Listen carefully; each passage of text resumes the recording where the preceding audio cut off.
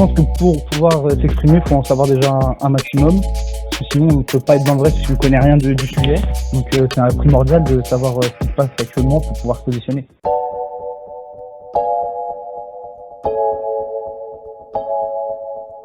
Si l'information est la porte d'accès à la vérité, elle est donc indéniablement liée à la recherche du positionnement politique de chacun, qui se veut juste et véridique. Comment les jeunes s'informent-ils politiquement ? Comment utilisent-ils ces informations pour construire leurs opinions ? Dans ce 4e épisode, intitulé « Connaissance chapitre 1 », quelques paroles libres racontent l'entreprise personnelle de ces jeunes pour s'informer politiquement. Nous sommes Bettina Lobel et Louise Desmarcheliers et vous écoutez Paroles libres, jeunesse et politique, le podcast qui se penche sur le lien des jeunes à la politique.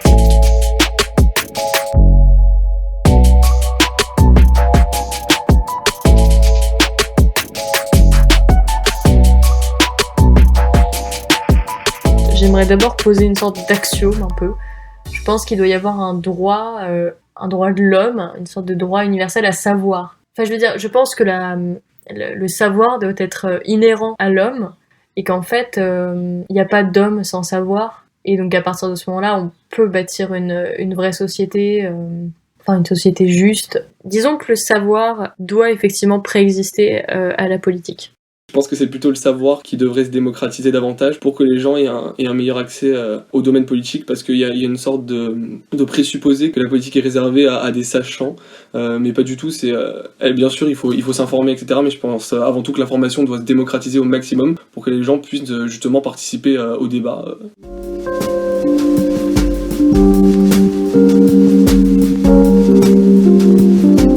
Quand est-ce que j'ai commencé à avoir vraiment une opinion sur ce genre de sujet-là ? Je sais pas, ça va faire peut-être 2-3 ans, ça s'est construit progressivement et ça dépend des sujets aussi, je pense. Il y en a où, par exemple, en termes d'économie, j'y connais rien, je préfère me taire et écouter les autres parler, ouais.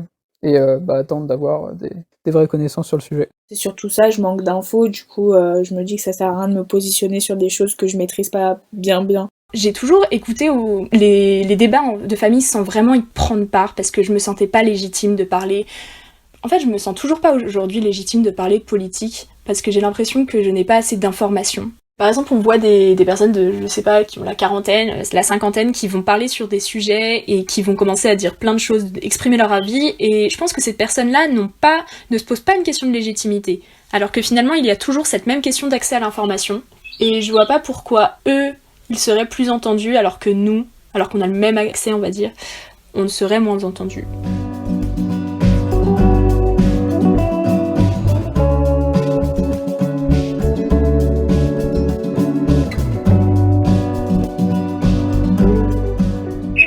Que les médias publics sont toujours plus à même de nous informer puisqu'ils n'ont pas de compte à rendre entre guillemets à des actionnaires ou à leur PDG.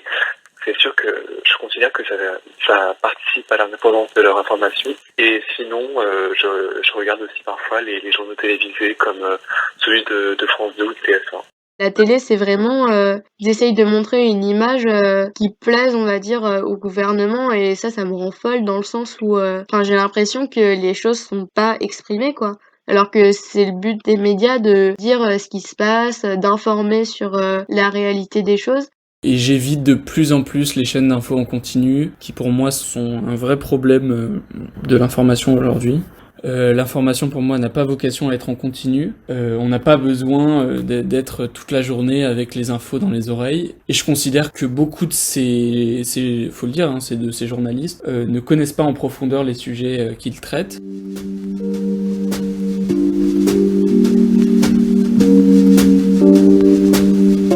Je suis plutôt très active dans le débat et je suis en contradiction avec mes parents parce que du coup je suis plus jeune et moi je suis influencée par exemple par les réseaux sociaux alors que eux non, et eux ne regardent que la télé, et du coup c'est assez marrant de voir parfois la double vérité entre guillemets qui se passe entre les réseaux sociaux et la télé. Ouais, j'ai commencé à regarder un peu des vidéos sur YouTube quand j'étais au collège qui parlaient du réchauffement climatique, tout ça, et ça m'a beaucoup interpellée. J'ai eu les réseaux sociaux assez tard globalement, j'ai eu un téléphone assez tard aussi, Donc finalement, comme j'ai eu tout ça à peu près en 3e et que ma conscience politique est arrivée un peu dans ces eaux-là aussi, finalement ça s'est un peu fait ensemble.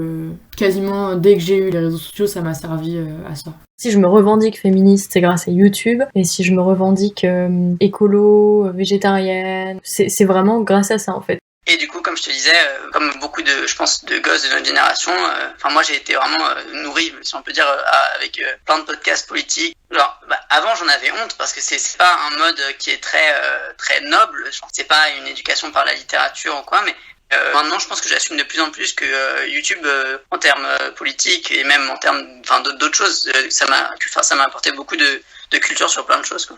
Une véritable utilité à Facebook et Instagram, tout ça, au-delà de se donner de la conscience, c'est que elle permet une diffusion massive, sans propagande, sans instrumentalisation du propos. Juste par exemple avec la violence policière qu'on a tous vue la semaine dernière à Villeneuve-la-Garenne, où juste il y a des gens qui ont snappé, ça s'est partagé et on n'a que la vérité en face de nous. J'utilise majoritairement les réseaux sociaux. Je trouve que les médias traditionnels ont une forme de transmission de l'information qui est beaucoup trop hiérarchique. Je pense que tout ce qui est médias majoritaires, mainstream comme on dit, ont une transmission de l'information qui est plus verticale. Alors que sur Internet, la transmission de l'information est horizontale. On peut par exemple, je pense à la situation actuelle, on peut s'informer des conditions de vie des soignants de par leur propre vécu.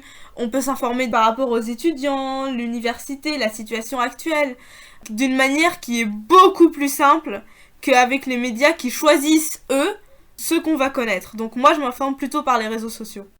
Sur ce coup-là, je sais qu'il y en a beaucoup qui ne seront pas d'accord avec moi, mais c'est vrai que pour moi, les réseaux sociaux c'est une très grande source, en fait. Parce que le fait de pouvoir être confronté à peu près n'importe qui, ça va t'obliger à penser autrement.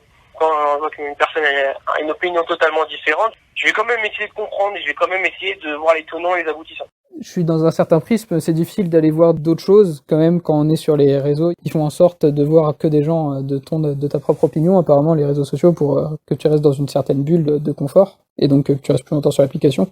Les réseaux sociaux, ça donne toujours son avis, même involontairement, tu vois ce que je veux dire ? On a aussi du mal à trier l'information et du coup, comme en plus on en a plein, on a du mal à, je trouve, percevoir l'importance de l'information, vu que de toute façon, c'est juste une information qui se noie dans le flot. On le veuille ou non, on est informé via les réseaux sociaux. Maintenant, je sais que c'est assez piégé à cause de fake news, etc. Donc maintenant, vraiment, je vois quelque chose qui m'intéresse, qui va me choquer, etc. Je sais que je vais faire la démarche sur un vrai journal, etc.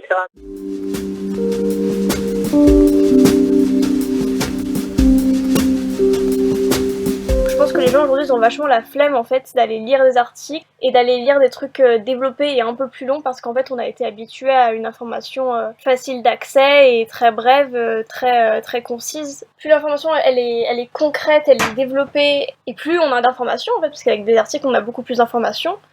Plus on va être confronté à ce qui se passe autour de nous et forcément plus on va être amené à réagir, donc on va développer en fait une sensibilité qu'on n'aurait pas en regardant des informations qui passent sous nos nez en 5 secondes et qu'on oublie juste après.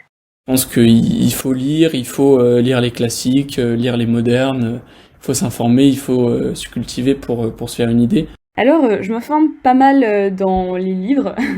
J'avoue que je suis encore une fervente de la littérature. Parce que je pense que quand on lit un livre qui est engagé politiquement, en fait, on apprend énormément. C'est vrai que c'est difficile à dire, mais j'ai toujours eu un fort lien avec le monde journalistique. Donc j'aimais bien lire des journaux vraiment très très jeunes. Enfin, j'ai bien aimé lire l'Humanité, par exemple. Et là, j'ai lu des articles qui m'ont scandalisé, par exemple. Des articles qui montrent des travailleurs qui sont abusés par des patrons, par exemple. Et ça m'a donné vraiment envie de me rapprocher de partis politiques qui se disaient comme défenseurs des travailleurs, etc. Donc c'est à ce moment-là que j'ai vraiment voulu franchir le cap. Et quand j'allais à mon cours de théâtre, je croisais des militants toutes les semaines qui profitaient du marché pour pouvoir tracter et préparer leurs élections municipales. Et un jour, ça a pris du temps, mais un jour je suis allée leur parler et même s'ils étaient vraiment étonnés de voir une gamine de 14 ans leur parler, ils m'ont vraiment ouvert la porte, quoi. Et c'est grâce à ça, mais sinon si j'avais pas franchi le cap, si j'avais pas rencontré ces gens, j'aurais pas pu militer grâce à ma famille, par exemple.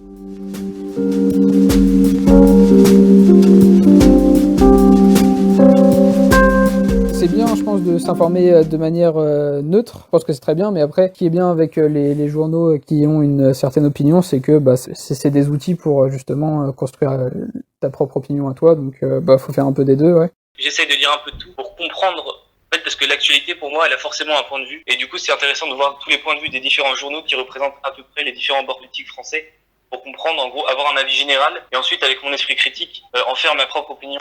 En fait, c'est la diversification des sources qui m'a fait faire la diversification de médias.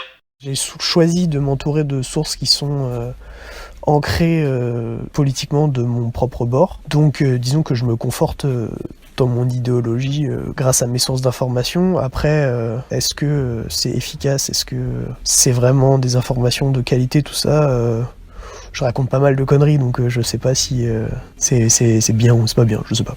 En fait, c'est un peu un cercle vicieux, c'est-à-dire que je m'informe dans des médias qui me ressemblent, donc en fait, je reconnais leurs idées. Donc en fait, je suis de plus en plus d'accord avec certaines idées. Donc en fait, je vais lire de plus en plus de ces médias-là.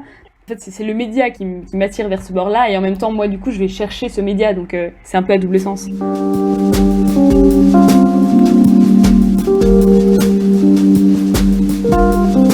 La radio m'a vraiment forgée, je pense, dans mes idées, parce qu'il y a énormément de personnes qui interviennent sur France Inter, que j'écoute particulièrement. Il y a énormément de personnes qui prennent la parole, énormément de personnes de bords différents, d'idées différentes. Et en fait, justement, c'est ce qui est bien, en fait, je trouve, dans la richesse de la radio, c'est que ces paroles de personnes, c'est des témoignages, c'est des choses qui vous bousculent. C'est-à-dire que c'est des personnes qui parlent, et en fait, elles parlent de leur expérience parce que c'est une personne qui a vécu quelque chose et qui vous le partage. Et je trouve que la parole, pour ça, c'est extraordinaire.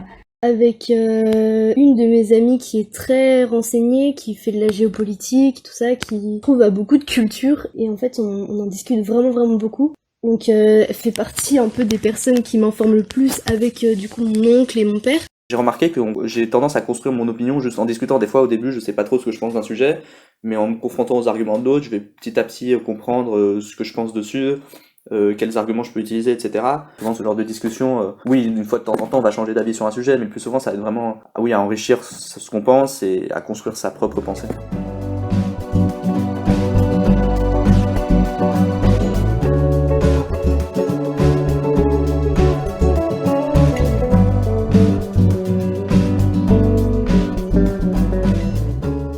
En fait, depuis, on va dire 40 ans, il y a ce qu'on appelle une mise en avant des révolutionnaires. C'est-à-dire que actuellement, celui qui a des idées révolutionnaires, pas dans le sens faire la révolution, dans le sens aller contre ce qui est actuellement, est plus valorisé que quelqu'un de conservateur.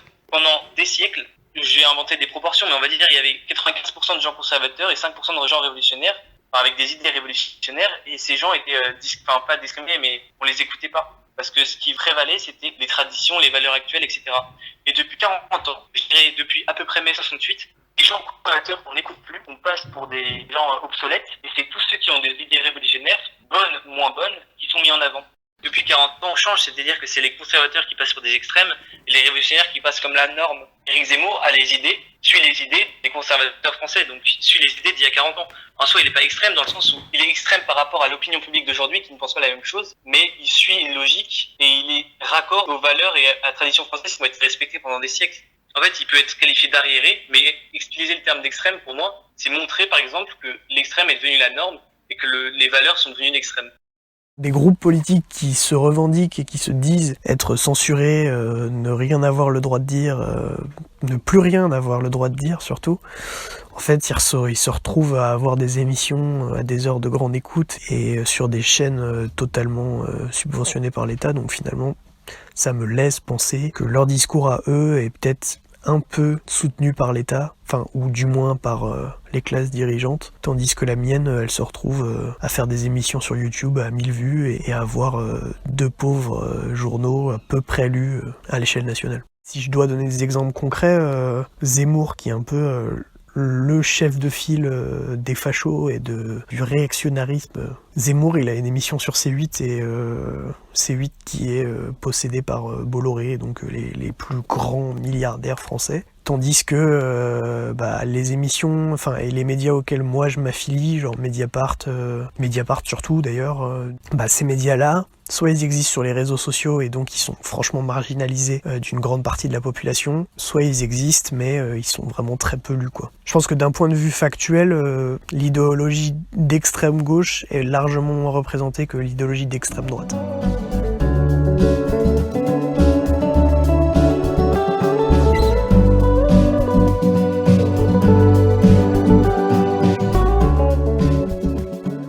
J'ai jamais un avis très tranché parce que j'arrive pas à faire confiance à nos sources. En fait, moi, c'est ça que je veux éviter, par exemple. C'est que mon avis soit basé sur des choses que j'ai entendues. Je veux que mon avis soit basé sur des connaissances que j'ai parce que je me suis vraiment instruite sur le sujet, tu vois. Plus j'en apprends, moins j'ai tendance à me positionner radicalement parce que je pense qu'il y a toujours place au changement, surtout à mon âge.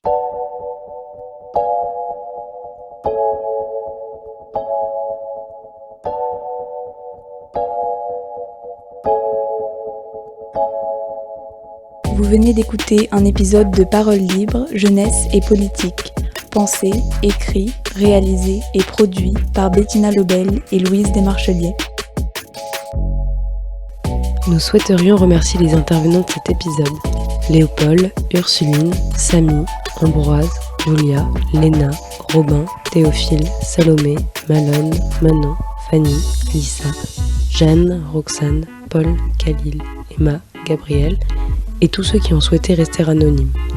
Un merci tout particulier à Adèle Thomas-Ozon du compte Instagram Hippopotame au Taison Bleu qui a illustré la couverture de ce podcast et à Joséphine Ozou, notre soutien, amie et conseil de la première heure.